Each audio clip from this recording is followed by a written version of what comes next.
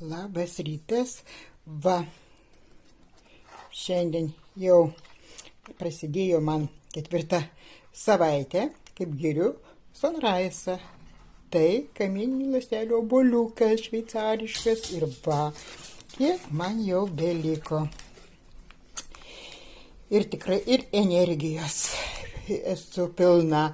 Įtvarko, reguliuoja kraujo spaudimą, cholesterolį, cukraus kiekį reguliuoja.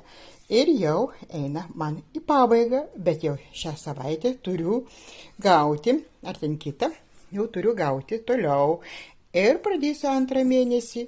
Ir žinokit, ką aš pastebėjau, šis produktas geriamas prieš valgį pusę valandos. O aš, kai turiu rūgštingumą, pamėginau gerti pačioje pradžioje prieš valgį, žinokit, man labai sukilo. Ir stemplės skaudėjo, ir vienu žodžiu buvo nelabai gerai. Tai kelias dienas pagėriau po maisto. Ir žinokit, o dabar jau nežinau kiek laiko geriu jį prieš pusryčius ir žinokit, aš nebegeriu, ką aš pasakysiu, cheminių vaistų. Volia!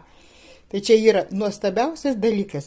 Aišku, dar visiškai nėra labai susitvarkę, bet nėra ko norėti. Dar tik bus mėnuo, kai vartoju. Tad laukiu kitų rezultatų. O kad jis padeda, kad jos sudėtis yra nuostabi, kad jis ir valo ir mūsų žarnyną, tai aš jums parašysiu visą informaciją po video. Ate!